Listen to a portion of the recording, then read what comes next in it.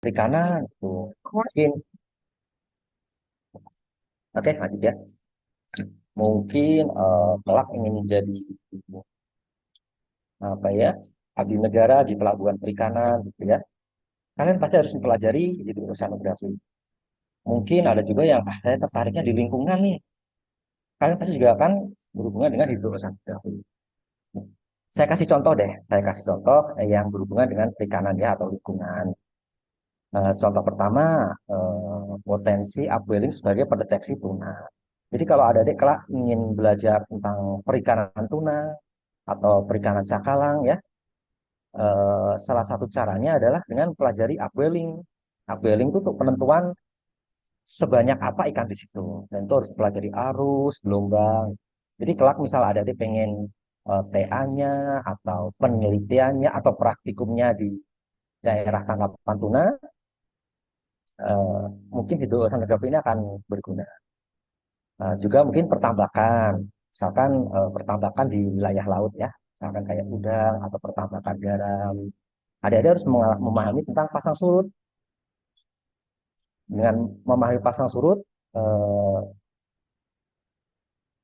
eh, apa namanya biaya untuk pembuatan tambak pasti akan lebih murah seperti itu.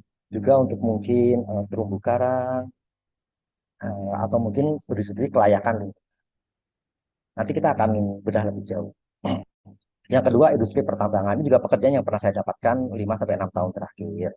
Misalkan nih ada senior atau apa atau adik yang bekerja di pelabuhan atau apa yang mana harus memahami beberapa fenomena-fenomena hidrooceanografi. Misalkan untuk pembuatan jalur pengetaan pelayaran, mungkin juga untuk apa namanya fasilitas-fasilitas pelabuhan, juga untuk proses pemeliharaan pelabuhan. Satu contoh, kayak misalkan kita kerja di pelabuhan. Nah, kita mungkin ada di bagian bidang pemeliharaan. Pelabuhan kita yang dulunya dalam, sekarang menjadi mungkin lebih dangkal. Nah, di sininya fungsi kita untuk memberikan data kepada pelabuhan terkait kondisi pelabuhan kita. Dan itu harus memahami eh, aplikasinya hidrooceanografi. Nanti kita bedah lagi. Dan yang terakhir ada konstruksi. Ini pekerjaan yang paling sering saya dapatkan, konstruksi. Biasanya kalau konstruksi itu lebih ke desain bangunan pantai. Terus misalkan ada yang nanti pengen kerja di kontraktor, bisa. Kontraktor pun tidak harus sipil. Teman-teman dari kelautan pun bisa. Karena mereka yang memahami studi kelautan.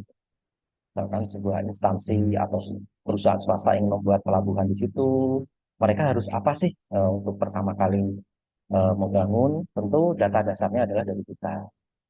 Jadi itu banyak potensi yang bisa kita kembangkan. Bahkan dari slide satu ini, kalau mau dijadikan TA aja itu bisa ratusan judul. Nah, nanti kita bedah lebih jauh. Jadi dari situ, belajar dari situ, eh, coba imajinasikan gitu. Saya besok ingin apa sih? Saya ingin kerja di apa sih? Terus saya besok tuh pengen meneliti apa sih? Atau nggak usah jauh-jauh deh. Saya nanti tugas akhirnya apa ya enaknya ya?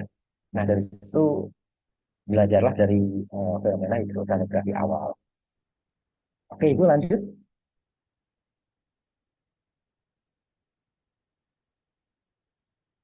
Nah, sebenarnya masih banyak ya data-data oceanografi. Ada namanya data salinitas, ada data apa namanya cuaca, ada data eh, banyak-banyak. Ini hanya beberapa yang sering sering dijadikan isu terkait survei hidrooceanografi. Jadi survei hidrooceanografi itu tidak jauh-jauh dari 5 aspek ini. Pasang surut,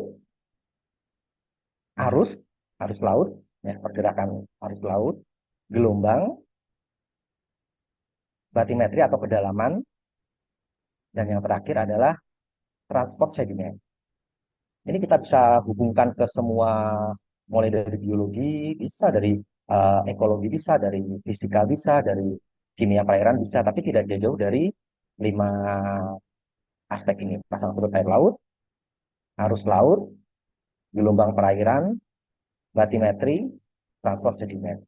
Bagi yang nanti punya ketertarikan di oceanografi, pasti akan nggak jauh-jauh dari eh, 5 materi ini. Eh,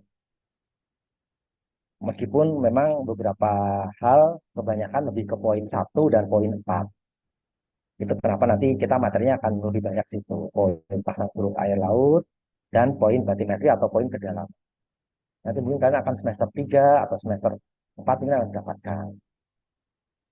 Oke, lanjut. Nah, ini adalah materi inti kita hari ini. Saya mulai dari pasang surut air laut. Mengapa kalian harus belajar pasang surut air laut? Karena pasang surut air laut ini inti dari semua parameter data yang kita ambil. Kalau kita ingin eh, tugas akhir kita atau kita ingin praktikum di arus laut, kita harus mempelajari pasang surut. Kalau kita ingin praktikum tentang gelombang laut, nanti mungkin kalian semester 3 atau 4, atau tugas akhir kalian, atau pekerjaan kalian ingin di gelombang perairan, harus mempelajari pasang surut air laut. Kalau kalian ingin belajar terkait sedimentasi pelabuhan misalnya, atau praktikum tentang sedimentologi, kalian harus pelajari pasang surut air laut.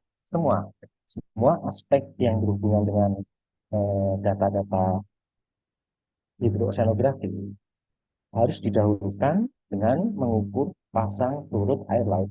Bahkan untuk biologi laut, seperti misalkan kita pelajari tentang mangrove, ya mungkin mangrove digunakan untuk peredam gelombang gitu ya. Kita harus pelajari pasang surut juga. Misalkan kita lokasi A gitu ya, kita ingin menanam mangrove gitu ya. Tapi kita tidak mempelajari pasang surut. Ternyata di situ saat pasang bisa sampai 5 meter dari eh, saat kita tanam. Akhirnya penanaman kita bukannya berhasil, malah hilang semua. Artinya pasang surut itu data awal yang sangat penting. Oke ya, ini mungkin Ibu Ayah nanti kalau misalkan ada praktikum didahulukan dulu pasang surut. Ini penting sekali. Baik metodenya maupun maksudnya metode lapangannya, metode lapangan maupun pengolahan. Pasang surut ini sangat penting. Meskipun datanya memang tidak terlalu dipandang, orang cenderung suka batimetri, modeling arus, modeling gelombang.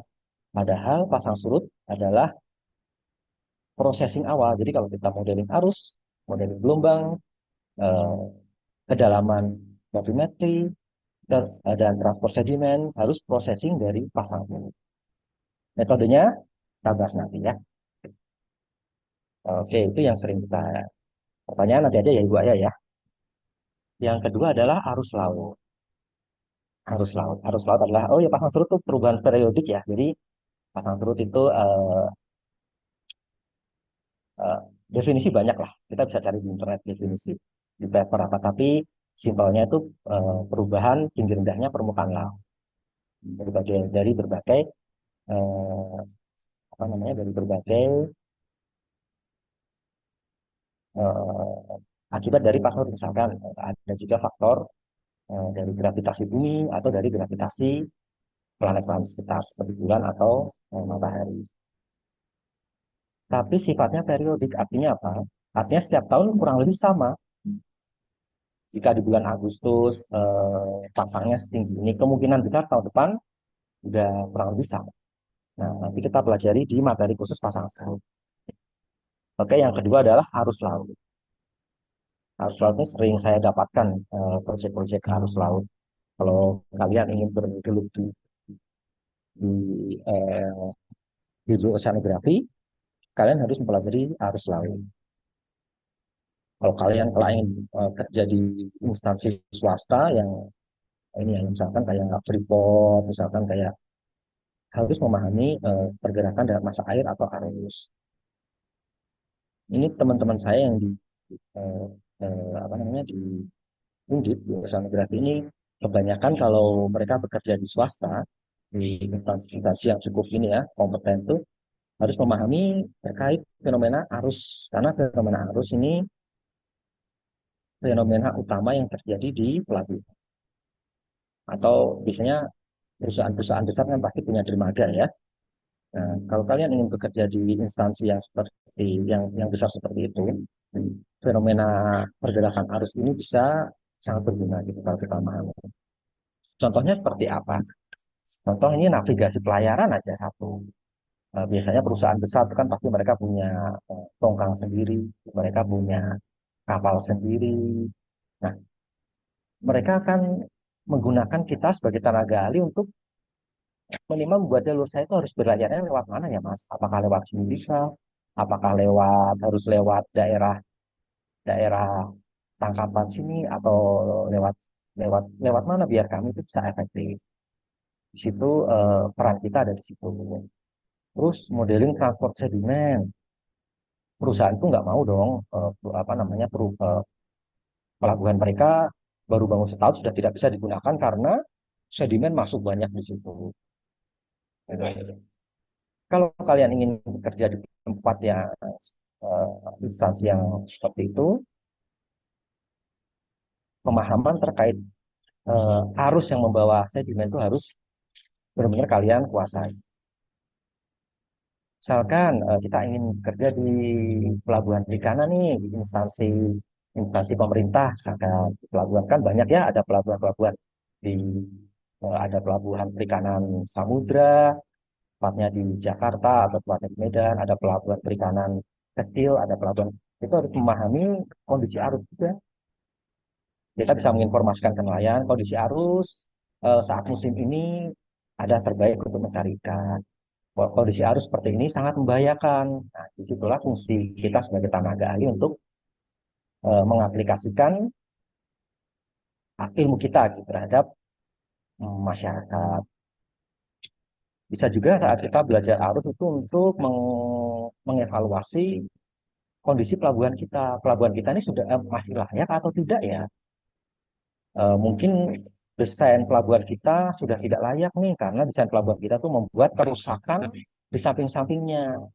Nah, dan kerusakan itu pasti akan disebabkan oleh arus yang terjadi di daerah sekitar kita, perubahan arus. Nah, dari data-data arus itu kita bisa memberikan rekomendasi ke pimpinan kita terkait sebaiknya pelabuhan kita seperti apa.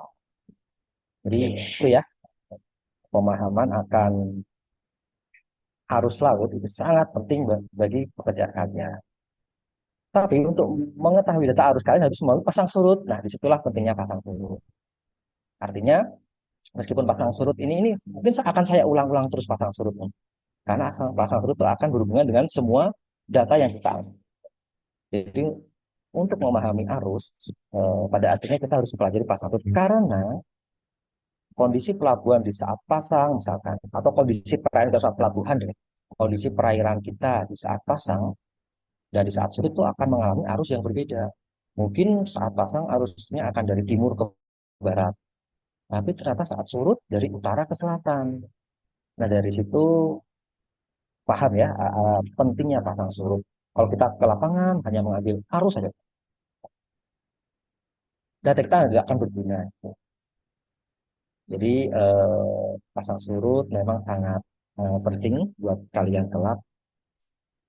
Jika kalian ingin memahami fenomena, mulailah dari pasang surut. Oke, Ibu bisa dilanjut. Nah, gelombang laut ini juga tidak kalah pentingnya dengan arus laut. Kalau arus laut itu bisa untuk mengetahui fenomena apa namanya fenomena kondisi pelabuhan, gelombang laut ini bisa untuk mengetahui keselamatan di daerah lingkungan tersebut. Bisa daerah itu pelabuhan, bisa daerah masyarakat, bisa daerah tersebut mungkin ekologi tumbuhan semua. Di sini peran kita untuk mempelajari gelombang. Saya pernah dapat pekerjaan di ND namanya. ND itu daerah NTT dari Nusa Tenggara Timur. Jadi mereka ingin membuat jadi gelombang di sana itu karena pasang surutnya sampai 5 meter. Kalau di daerah Jawa Timur ya, daerah Madura, di Jawa kan kurang lebih hanya 3 meter. Pasang tingginya itu 3 meter, itu paling tinggi. Tapi kalau di daerah-daerah timur sana itu bisa sampai 5 sampai 7 meter. Kayak pohon kelapa. Nah, mereka ingin membuat semacam barrier pelindung pelindung bandara bukan dermaga sorry bandara ND. Mereka ingin membuat barrier pelindung dermaga mereka. Nah, Kalau kita tidak mempelajari gelombang, kalau kita tidak mempelajari gelombang, misalkan rekomendasinya ini Pak, bangunan pantai Bapak 2 meter dari pelabuhan, dari dermaga, dari bandara gitu. Ternyata setelah setelah di lapangan bisa sampai 5 meter. Yang terjadi akhirnya bandaranya tidak bisa digunakan sama sekali. Nah, itu pentingnya kita belajar gelombang. Jadi kalau misalnya nanti kelak adik-adik dengan aku punya relasi orang ini, orang yang punya bangunan pantai atau daerah sekitar, aku pengen ngambil gelombang, mungkin aku ingin membuat barrier untuk daerah sekitar lingkungan pelabuhan, dan itu kita harus mempelajari gelombang, perencanaan pelabuhan, untuk perkiraan tsunami. Biasanya tsunami itu kurang lebih itu hampir sama dengan kondisi gelombang tertinggi suatu wilayah. Dan untuk pembuatan desain pengaman bangunan sekitar laut, itu kita harus memahami gelombang laut. Dan sekali lagi, kita harus memahami pasang surut terlebih dahulu. Karena gelombang laut di saat pasang dan gelombang laut di saat surut itu berbeda. Gelombang laut di saat surut bisa jadi lebih tinggi,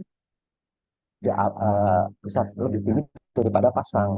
Karena rumus gelombang itu dia semakin dangkal, pergerakan mereka memang semakin lambat, tapi eh, tinggi mereka akan semakin tinggi, ketinggiannya akan semakin tinggi. Kalau kita tidak belajar pasang surut, asal ngambil data gelombang, kita kasihkan ke instansi, gelombangnya tinggi 2 meter, Pak. Ternyata data kita pas kondisi pasang, dan di saat surut ternyata gelombangnya bisa sampai 7 meter. Nah, hancur semua dari sana. Di situ.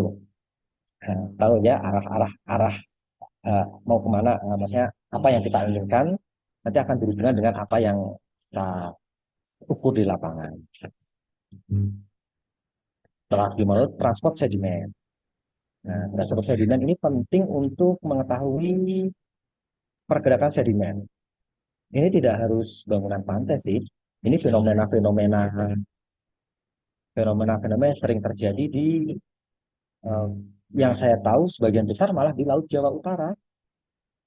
Kalau yang ada yang dari Pekalong, ada yang dari Semarang, mungkin kan udah, atau Jakarta Utara, kan udah banyak isu-isu ya, terjadi abrasi, terjadi erosi di sekitaran. Kalau teman-teman dari Demak, kalau Jawa Timur sih kayaknya nggak terlalu ya, kayaknya nggak terlalu, mulai dari Gresik, Lamongan, Surabaya, karena nggak terlalu terkena potensi erosi. Tapi kalau daerah Jawa Tengah, daerah Pekalong, daerah Semarang, itu fenomena sedimennya tinggi. Bahkan ada satu wilayah di Demak, itu satu kampung sudah tidak bisa ditinggali. Itu dampak-dampak dari pergerakan sedimen. Mengapa itu terjadi? Mungkin karena ada bangunan-bangunan di sekitar, bangunan pantai, entah itu pelabuhan, entah itu masyarakat yang menimbun tanah untuk warga. Jadi dampak dari bangunan itu akhirnya membuat pergerakan sedimen juga. Di daerah tertentu sedimennya menjadi tinggi, di daerah tertentu sedimennya menjadi hilang gitu, tanahnya menjadi hilang, akhirnya terjadi abrasi. Jika nanti teman-teman ingin belajar itu mungkin di daerah, kalau teman-teman dari kampus saya, Undip itu kebanyakan banyak yang mendata seperti itu di daerah Demak, di daerah Semarang, daerah Magelang. Karena fenomena itu sudah menjadi isu yang sangat, wah, sangat ini ya, sangat sudah banyak terjadi eh, apa namanya eh, eh, lingkungan di sana itu sudah tidak layak untuk ditinggali karena sudah terjadi sedimentasi tinggi dan terjadi abrasi tinggi. Kita bisa lihat di gambar eh, yang ini ya, gambar yang sebelah sini. Kelihatan nggak pointernya? Di sini, nah itu di pulau pulau apa namanya itu ya? Nah, itu dulunya di situ tidak ada, itu ada perairan lepas. Tapi dampak dari pergerakan arus dan dampak dari bangunan-bangunan sekitar dan dampak dari perubahan arus sehingga menjadi semacam pulau-pulau yang tersambung dengan pulau utama. Nah, prediksi itulah yang yang akan digunakan daerah tersebut untuk penanganan. Sebaiknya mau diapakan. Jadi banyak sekali eh, bahkan kita misalkan belajar di satu satu ini aja ya, satu bidang aja, misalkan kita transport sedimen gitu. Sudah banyak judul apa yang bisa kita gunakan untuk tugas-tugas kita nanti. Artinya di zaman sekarang, di kondisi sekarang, seharusnya kita tidak sulit untuk mencari judul, baik untuk tugas mingguan, baik untuk tugas akhir maupun skripsi. Oke, yang terakhir,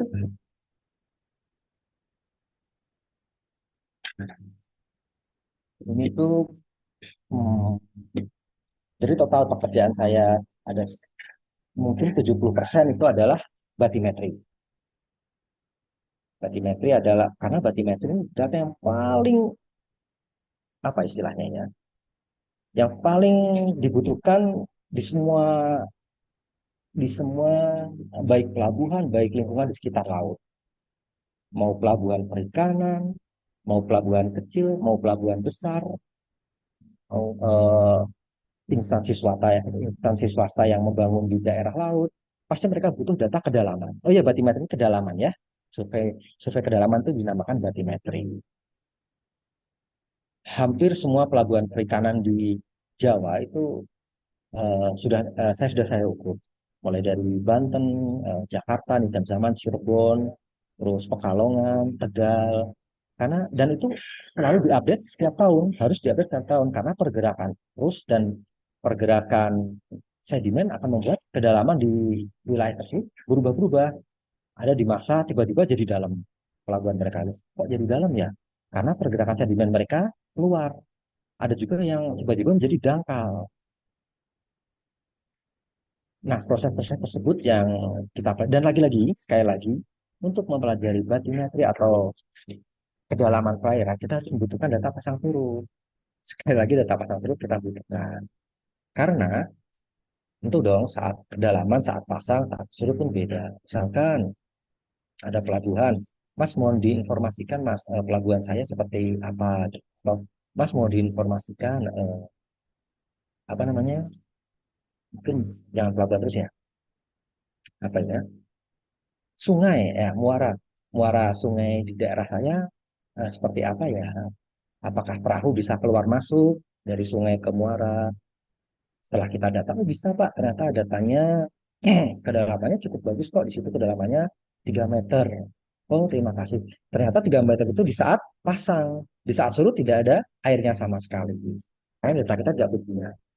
Eh, disinilah peran pasang surut untuk batimetri.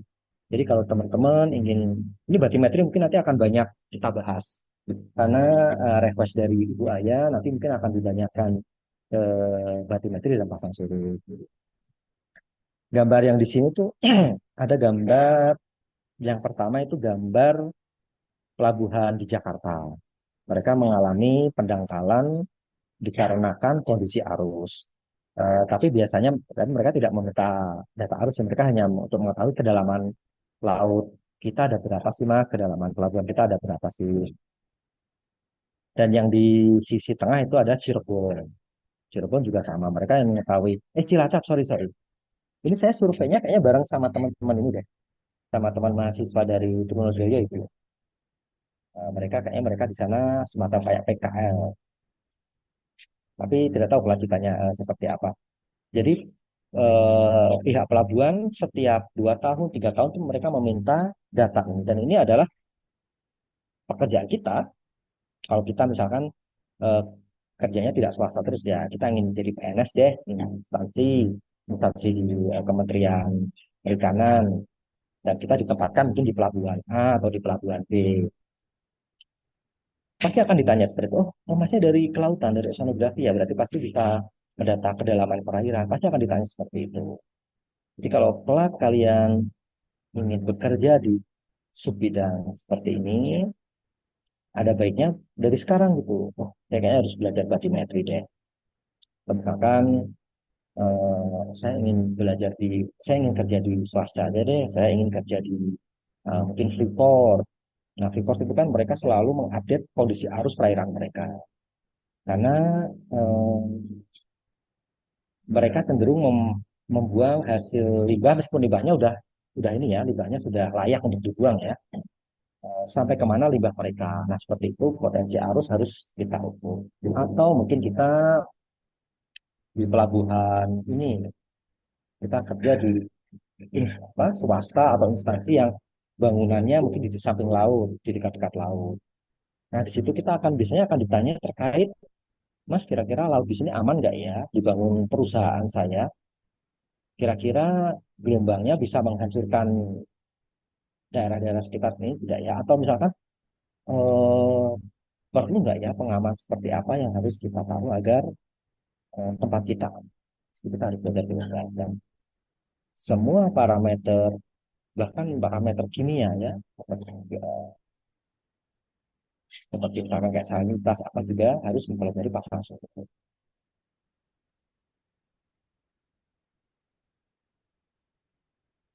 Artinya, artinya hmm, potensi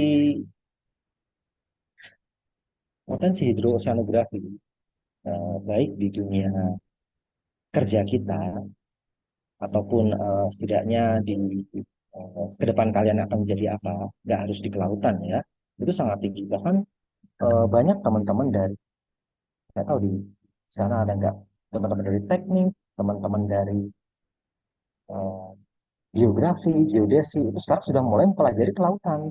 Karena mereka tahu belum terjamah nih, apa namanya, kelautan tuh belum belum banyak tenaga ahli yang berkecimpung di situ.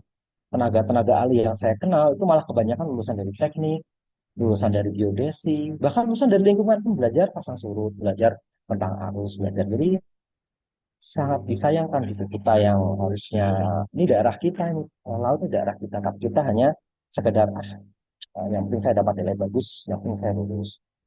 Sangat disayangkan kalau kita tidak ingin belajar lebih untuk di wilayah yang mana kita itu yang jadi penguasanya nih. Kita kan jurusan kelautan nih, nggak terlalu beda sih ya antara kelautan dan oceanografi ini nggak terlalu beda. Nah, itu hampir hampir sama lah. Nah, biasanya kelautan itu cenderungnya di daerah pesisir gitu aja. Tapi oceanografi ini juga ilmu semakin kesini itu sebenarnya semakin saling berkolaborasi. Jadi saat kita misalkan belajar di oceanografi, nanti kita akan bertemu teman-teman yang bekerja di darat, yang teman-teman dari hidrologi, teman-teman dari teknik geodesi mungkin, teman-teman dari perikanan, mungkin teman-teman perikanan yang membutuhkan data kita. Misalkan saya ingin membuat daerah tambak yang airnya langsung dari laut, Mas, gitu.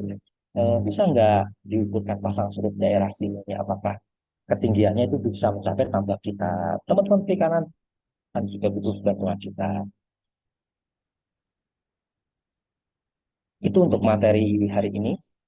Untuk materi hari ini, saya harap sekali lagi saya tidak akan menerangkan pasang surut itu apa, arus itu apa, tapi lebih ke mengapa kita harus belajar. Jangka pendeknya mungkin itu tugas-tugas akhir kita, untuk tugas-tugas PKL kita nanti ke depan, teman-teman PKL mau kemana, teman-teman mungkin mungkin nanti setelah, kalau semester satu biasanya pelajarannya masih ini ya, masih pelajaran dasar ya, matematika, biologi, studies. Tapi begitu semester 2 dan 3 saat kita mulai belajar fenomena lautan, seperti arus, kita bisa membayangkan, oh saya sekarang belajar pasang surut nih, oh saya tahu deh pasang surut nanti digunakan untuk semua parameter. Makanya saya harus di sini. Kalau saya gagal di pasang surut, saya akan gagal di semua materi itu saya berarti. Di situ saya ingin menekankan di situ. Misalkan nanti pelajarannya saya mendapatkan misalkan batimetri. Oh saya ingat nih batimetri itu penting untuk semua pelabuhan di Indonesia. Pelabuhan, jalur pelayaran. Jadi kalau saya tidak mempelajari ini, saya tidak akan bisa sampai ke situ. Bahkan saya ingin nanti kerjanya di pelabuhan aja deh. Jadi ini jadi kerja di apa, instansi pemerintah. Mungkin saya memang harus pelajari batimetri untuk mengetahui kondisi pelabuhan saya. Itu poin-poin yang ingin saya tekankan ke adik-adik semua agar tahu mengapa harus belajar. Karena jujur saja, saya itu keinginan saya untuk belajar fenomena ini baru semester kelima dan semester 6. Jadi kata-kata mengapa itu akhirnya jadi harusnya. Aduh, harusnya dulu saya semester 1, semester 2 itu belajar ini. Sekarang udah semester 6 meskipun tidak ada kata terlambat ya. Tapi kita cenderung jadi double-double belajarnya. Aduh, harusnya saya belajar pasang surut nih. Selama ini saya tidak memperlukan pasang surut. Saya cenderungnya ingin belajar kayak arus. Ternyata semua fenomena itu menyangkut di pasang surut. Tapi saya belajar pasang surut itu semester 6 saya masih ingat. Oh, ternyata pasang surut tipenya seperti ini. Oh, ternyata di Jawa sama di Papua itu beda jauh. Oh, ternyata pasang surut itu periodiknya setiap tahun itu mengalami fenomena yang sama. Kecuali di tahun-tahun tertentu ya. Mungkin setelah 10 tahun dia mengalami perubahan. Oh, ternyata pasang surut itu digunakan untuk semua data hidrooceanografi.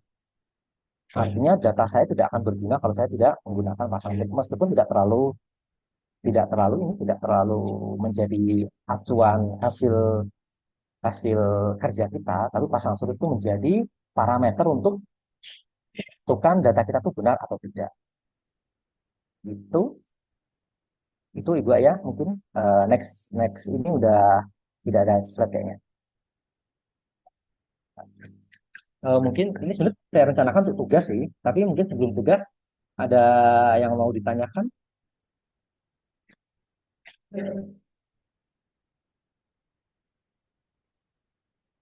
Baik teman-teman, Tapi silakan kalau pertanyaannya lebih bagi ke ada mengapa yang aja ya. mau Pak juga ada. bertanya. Kalau pertanyaannya Pak surut apa ya? Kayaknya saya tidak terlalu bisa. Oke, sepertinya tadi maaf Pak Wikan ya. Adik-adik, jadi Halo, Cek? sebenarnya kedengeran ya suara saya ya Pak ya? Oke, sudah jelas. Oke, terima kasih. Jadi ini semua peserta yang ada di sini adalah kebanyakan mahasiswa semester 1, tapi memang ada beberapa mahasiswa kami yang semester 3, beberapa dan juga semester 5 yang ikut di apa perkuliahan praktisi ini gitu Pak. Jadi silakan teman-teman yang boleh bertanya di room ini tidak hanya yang semester 1 saja. Silakan semua audiens yang hadir dalam room ini saya persilahkan untuk bertanya gitu ya. Misalnya mau bertanya di luar terkait dengan topik, Topik. misalnya mau bertanya tentang sekedar pengalaman beliau di lapang itu seperti apa gitu ya, terutama yang mahasiswa semester 1 ya, mungkin masih mencari gambaran nih nanti ke depan tuh sebenarnya saya kalau masuk di ilmu kelautan tuh prospeknya saya tuh mau kemana sih gitu ya, silakan bisa Boleh. sharing-sharing juga nih, karena kalau saya boleh curhat merayu Pak Wikan untuk ngisi di sini juga agak lumayan. Durasi 6 bulan ya Pak Ikan ya. Melobi biar Iya, bisa iya, iya. mengisi di sini. Jadi silakan adik-adik kalau ada yang mau bertanya gitu ya. Sambil lalu ya saya juga sebenarnya tadi lupa Oke. belum memperkenalkan Pak Wikan gitu ya. Jadi Oh eh, iya ya. izinkan saya memperkenalkan beliau gitu ya. Jadi beliau itu adalah Pak Yono Wikan Diryogo gitu ya. Beliau asalnya itu sebenarnya kelahiran Blora ya Pak ya. Tapi Ya, sekarang saya dari jadi Jawa ya. menetap di Jawa Barat, di Surabaya, di Sumedang seperti itu ya. Nah, beliau pendidikan terakhirnya di Universitas Diponegoro, gitu ya, di program studi Oceanografi, Fakultas Perikanan dan Ilmu Kelautan tahun 2007 sampai 2012 seperti itu. Nah, pengalaman beliau untuk di bidang hidrosis sudah banyak ya Pak ya, termasuk ini yang dicantumkan hanya 3 tahun terakhir saja gitu ya. Jangan tanya saja. Ada survei batimetri perairan, batimetri pelabuhan, pembuatan MC0 dan juga MC100, pekerjaan pengerukan kolam pelabuhan perikanan Nusantara, dan lain-lain. Baik, jadi karena beliau sudah ini nih, sudah punya banyak pengalaman dan juga sharing beberapa, ini baru pengantar saja ya, karena memang sebenarnya untuk kuliah praktisi Piko ini kita adakan total 6 tatap muka ya, tapi memang durasinya pendek hanya 1 jam saja gitu ya. Karena memang request dari kami durasinya pendek saja. Nanti kita lebih banyak praktik saja, praktik secara online seperti itu. Gitu ya Pak Wikan ya. Oke, iya, seperti itu. Oke, silakan adik-adik, teman-teman semua yang mau bertanya boleh raise hand atau kalau dirasa sinyalnya kurang bagus untuk berbicara secara langsung boleh via chat Zoom. saya perbolehkan gitu ya. Atau misalnya mau bertanya secara langsung, bisa raise hand, kemudian perkenalkan dirinya siapa gitu ya. Kemudian bisa ajukan pertanyaannya seperti itu. Silahkan. Sebelumnya saya izin ini dulu ya, apa? Screenshot, Oh, silakan, silakan. screenshot di tengah. Satu, dua, tiga. Sebentar Pak, sebentar Pak. Saya pindah dulu nih Pak, ketutup. Oke. Satu, dua, tiga. Eh, sorry salah pencet nih. Satu, dua, tiga. Oke. Silakan teman-teman, ada yang mau bertanya? Saya persilahkan. Kalau ada pertanyaan nanti ada tugas nih. Jangan gitu Pak, saya jadi takut. Jadi inget zaman dulu. Jadi mengapa saya sampaikan ini? Jadi sekali lagi ya, saya terlambat untuk ingin belajar itu saja. Terus saya ingin adik-adik semester 1, semester 2 itu sudah punya keinginan untuk kenapa saya harus belajar materi seperti ini. Jadi tidak ada lagi perasaan, aduh, saya salah jurusan tidak ya. Gitu. Karena memang potensi besar sekali. Indonesia itu negara underkonstruksi, negara yang masih pembangunan itu masih tinggi. Dan pembangunan laut kita itu sangat sedikit sekali. Ada potensi kerja kita itu sangat besar. Jangan sampai jurusan lain mengambil potensi kita kan. Jadi silakan kalau ada pertanyaan. Saya jawab sebisanya. Ini ada satu yang mau bertanya Pak Wikan nih, sudah ada yang raise hand. Silakan. Hmm. Baik, saya persilakan, silakan Lambo kalau mau bertanya. Perkenalkan diri Baik, dulu, kemudian terima silakan diucapkan pertanyaannya apa. Silakan, Lambo. oke. Baik, terima kasih Bu Aya. Perkenalkan nama saya Lambok Purba. Saya dari semester Hmm. 5, Pak. Di sini saya ingin bertanya kepada Pak Yuwono Wikan. Kan kami backgroundnya dari ilmu kelautan. Nah, apalagi saya Ya. yang nanti bakal ingin fokusnya ke oceanografi. Kira-kira ada nggak sih tips and trick atau kayak apa yang perlu dipersiapkan? Soalnya nanti kami kan bakal ngelawan prodi-prodi lain kayak prodinya Bapak oceanografi, belum lagi Ya. teknik kelautan dan lain-lain. Ya. Sedangkan Ya. dari saya sendiri tuh emang pengen fokusnya di situ. Kayak Oke. gimana gitu ke depannya. Terus juga kami kan bahasannya mungkin luas, nggak hanya oceanografi doang. Jadi kayak kalah start lah hitungannya. Oke. Satu dijawab dulu atau gimana itu aja enaknya? Boleh langsung dijawab. Satu dijawab. Oke. Sama itu yang terjadi di saya juga. Mas siapa tadi namanya? Mas siapa? Mas Lambo. Lambok, Pak. Oh, Lambok ya. Lambok juga. Asal dari mana tadi? Lupa lagi aku. Oh, saya Asal? asalnya lahir di Bandung, cuman sukunya Batak, Pak, Sumatera Utara. Oh, Batak. Oh, saya pernah ke Medan waktu itu di Pelabuhan Perikanan Samudra. Belawan kalau tidak salah ya. Belawan. Nah, Belawan.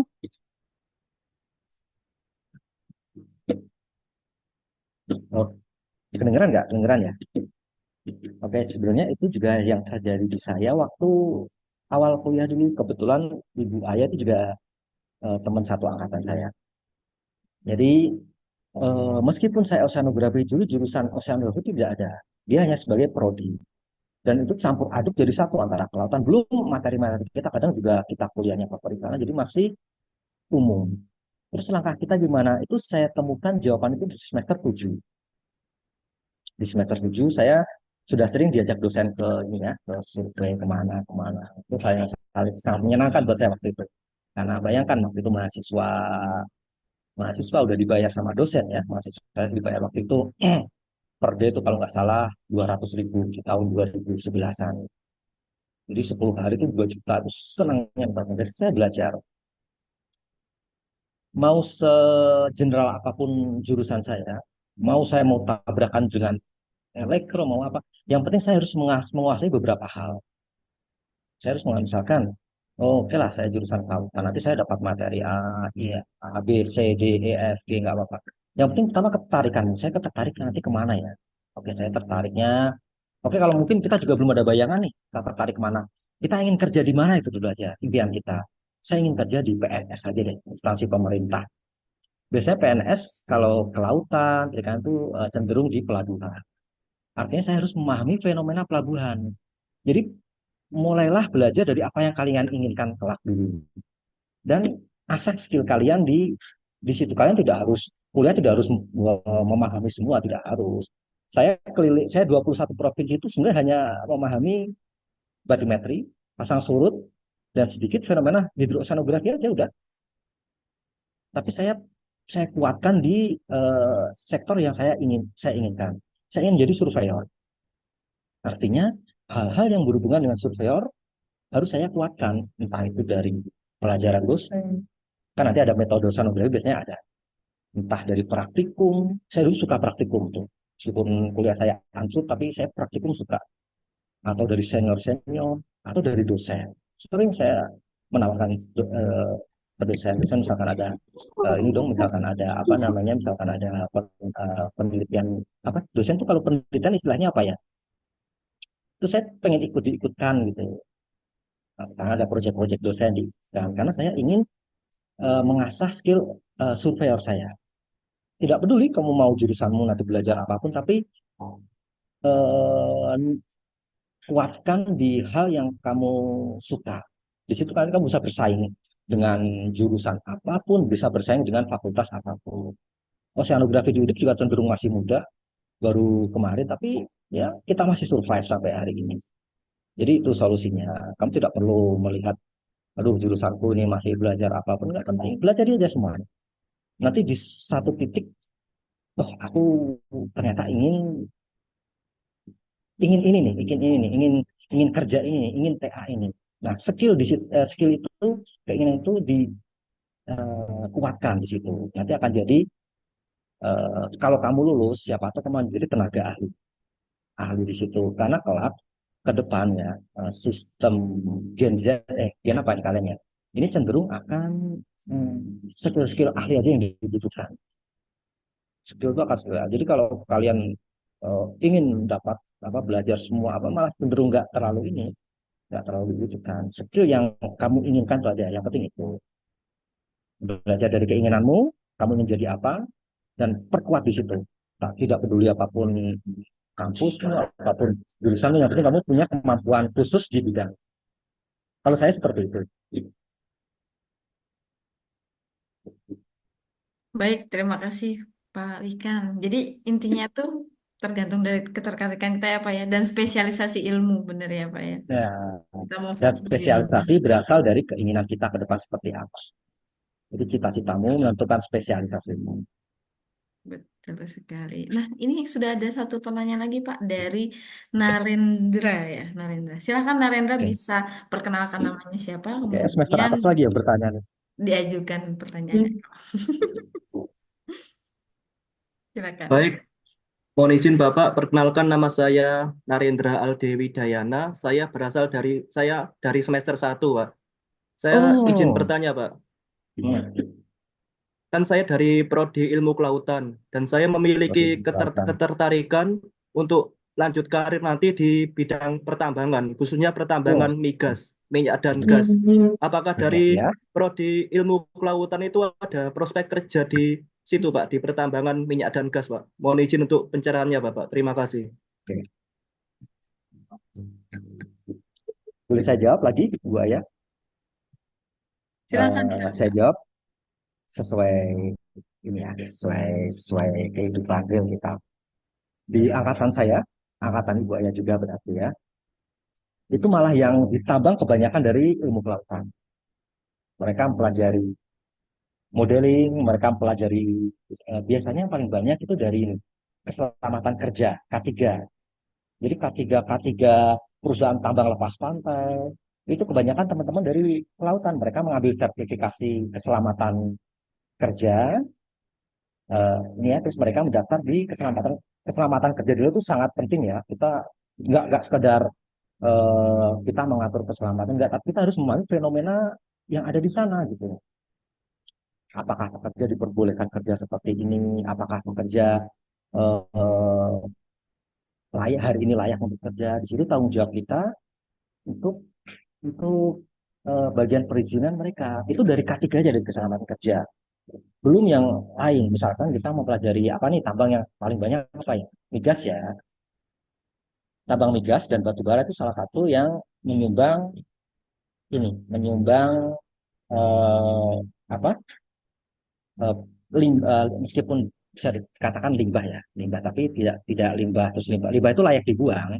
Nah, seperti yang saya katakan tadi, kalau ingin bekerja di seperti itu, sangat bisa bahkan modeling-modeling arus yang bekerja di sana itu tidak dari kelautan, bahkan dari mereka dari lingkungan, jurusan teknik lingkungan, justru yang yang memegang memegang peran itu gitu.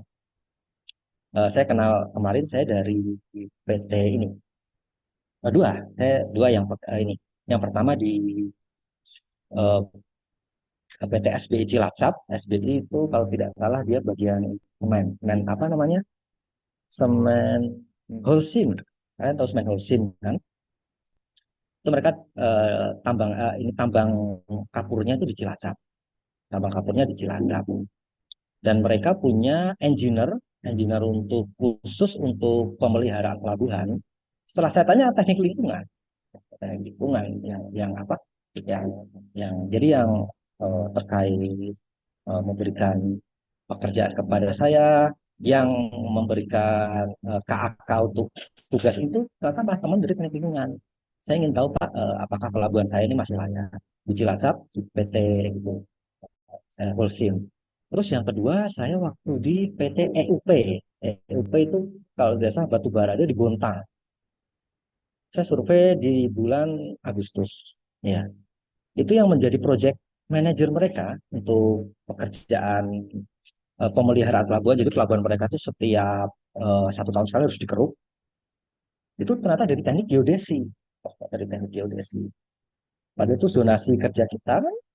Nah, artinya apa? Artinya selama kalian eh, memahami ilmu ini, eh, tahu apa yang harus dilakukan, gitu. Potensi kerja masih tinggi sekali, masih banyak sekali. Kita tuh ya kita harus mengakui ya, kita tuh masih kalah dengan jurusan lain, bahkan di zonasi yang kita tuh harus bekerja di situ. Jadilah spesialis di apa namanya di ilmu ini, peluang kerja masih banyak. Sebenarnya banyak zonasi kita yang diambil teman-teman dari jurusan lain. Jadi masih sangat terbuka. Belajar aja yang rajin, praktikum ikutin praktikum. Kalau nggak bisa tanya senior. Nanti pasti banyak menunggu di sana, peluangmu di sana. Itu mungkin Ibu ada yang lain?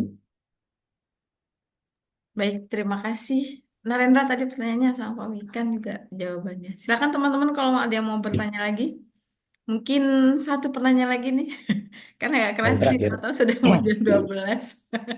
Ini pembukaan ya Pak ya.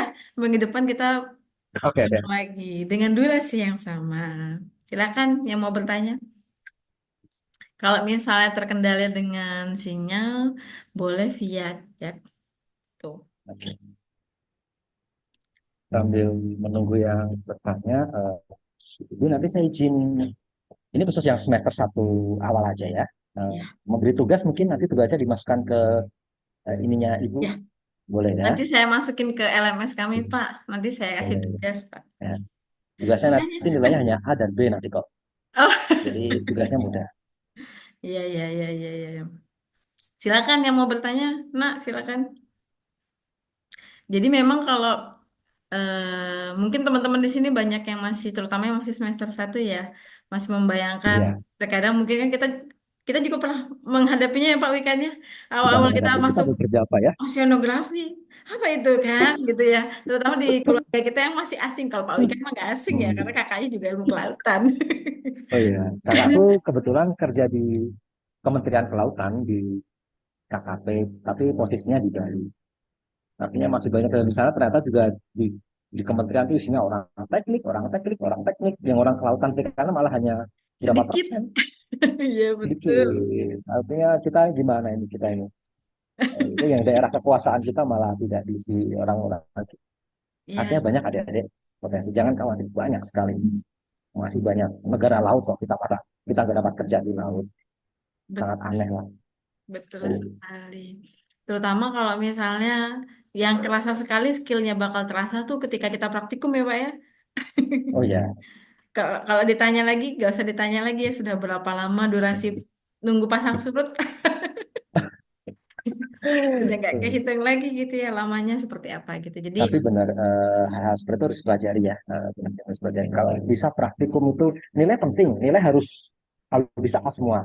Tapi praktikum itu akan menentukan spesialisasi kalian. itu. Baik. Ada yang mau bertanya? Silakan. Oh, saya izin satu kali lagi, Pak. Emang disuruh foto terus ini satu. Saya Oh, foto boleh, ya. boleh, silakan. Yang lain bisa buka kamera, nggak apa-apa, nak. Satu, dua, tiga. Oke. Baik. Masih ada yang mau bertanya? Kalau tidak, mungkin kita ketemu minggu depan ya, Pak ya. Nanti jadwalnya. Boleh ini share tugas dulu, paling 1-2 menit. Oh, boleh, Pak. Silakan, Ini Pak. tugasnya hanya untuk semester 1 ya. Tapi mungkin tugas ini berguna buat semester 5-6 mungkin Oh, tugasnya. lanjut. Nggak apa-apa, Pak. Sekarang Jadi, semester 5-6 saya juga yang ngajar, Pak. oh gitu ya. Jadi tugasnya buat adik-adik di sini nanti buat bisa diketikkan di PPT-nya ya. Bentar, Pak. Diketikkan di PPT-nya di tugasnya, buatlah 3 judul. Ini untuk semester 1 ya, tapi saya ingin mendorong di sini biar kalian ini lebih ini. Buatlah 3 judul. Judul. Hmm. Kalian kan nanti akan menghadapi skripsi kan pasti kan. Tugas akhir yang berhubungan dengan oceanografi. 3 judul. 3 judul aja kok, cuma 3 judul. Nah, kalau perlu Oceanografi ya, Pak kalau ya, bisa bukan ya hidrose ya. Oke. fenomena hidroceanografi, sorry, fenomena hidroceanografi. Kalian boleh mengambil dari internet, kalian boleh mencontek tugas-tugas akhir senior kalian, kalian boleh ke download PDF maupun di copy paste pun tidak masalah. Kalian misalkan ada satu nih, misalkan nih apa ya, studi batimetri, misalkan ada judul seperti ini, studi batimetri untuk pemeliharaan pelabuhan perikanan di Cirebon. Terus Cirebonnya kalian ganti eh, Madura itu nggak masalah. Jadi saya ingin kalian membuat 3 judul sesuai imajinasi kalian, atau kalian ngopi dari manapun, kalian ambil dari manapun, copy paste pun tidak masalah, tapi harus 3. Ya, cukup mudah. Nah, nanti nama apa kasih judul dah ditanya. Sesimpel itu tugasnya. Imajinasi kalian aja, sesuka kalian aja. Misalkan kalian ingin kerja di, aku malah pengen ditambang, ya udah, buat judul apa ya, gini-gini deh. Hmm, Studi potensi gelombang untuk keselamatan pekerjaan di daerah migas. Tidak masalah. Ini kalian, imajinasi kalian. Oke ya. Eh, saya ingin 3 judul. Siapa tahu judul kalian itu nanti menarik buat teman-teman di semester atas kalian. Digunakan untuk TA dan tidak tahu. Jadi silahkan dibuat sesuka kalian yang berhubungan dengan fenomena hidrooceanografi. 3 judul saja, simpel. Itu saja Ibu Ayah, cukup. Baik, terima Nanti kasih Pak dikumpulkan ke Wiken. Ibu Ayah. Nama, terus apa NIM ya istilahnya ya. Ya, Nama, nama NIM NIM. atau apa. Terus nanti judulnya 3 langsung. Itu saja. Baik. Terima kasih Pak Wikan. Oke. Baik adik-adik dan teman-teman semuanya, jadi ini tadi adalah kuliah perdana kita ya untuk kuliah praktisi pengantar ilmu kelautan dan oceanografi. Saya juga minta maaf tadi ya karena mungkin ada permasalahan teknis sampai saya lupa tadi Pak, belum saya buka, kita langsung tancap gas. Oh iya, apa yang Gak membuat apa-apa, Ibu gak Ayah? apa-apa. Oke, oh iya. Sorry, Seperti sorry, itu. sorry. Jadi nanti untuk kuliah kedua kita akan ketemu di pekan depan ya. Untuk jadwalnya bisa menyusul Oke. nanti ya dengan durasi yang sama. Insya Allah durasi yang sama. Jadi total ada 6 tatap muka dengan durasi 1 jam. Jadi nanti ke depannya kita akan beberapa tatap muka berikutnya ya lebih banyak praktik nanti ya. Praktik bagaimana sih Ya. cara mengolah Itu data sedikit Ibu batimetri. Ayah. Boleh, boleh, Untuk boleh Pak. pertemuannya ke depan itu terkait metode pengambilan data dan jenis ini ya udah dijelaskan tadi ya. Gitu Mm-mm. saja. Betul. Jadi untuk kedepannya kita akan belajar nih gimana sih cara untuk survei hidrografi terutama bagian untuk batimetri dan pasang surut gitu ya. Karena kan tadi kan sudah dapat pengantar nih kenapa batimetri dan pasang surut yang krusial kalau kita survei hidrooceanografi seperti itu. Baik, eh kuliah kita hari ini kita akhiri. Saya selaku moderator minta maaf kalau misalnya banyak kesalahan gitu ya, kesalahan teknis dan ucapan. Saya akhiri. Wassalamualaikum warahmatullahi wabarakatuh. Waalaikumsalam. Terima kasih Pak. Terima kasih ya Dek. Sama-sama. Sampai ketemu lagi minggu Waalaikumsalam depan. warahmatullahi wabarakatuh. Waalaikumsalam warahmatullahi Oke. wabarakatuh. Saya izin stop share. Izin live ya.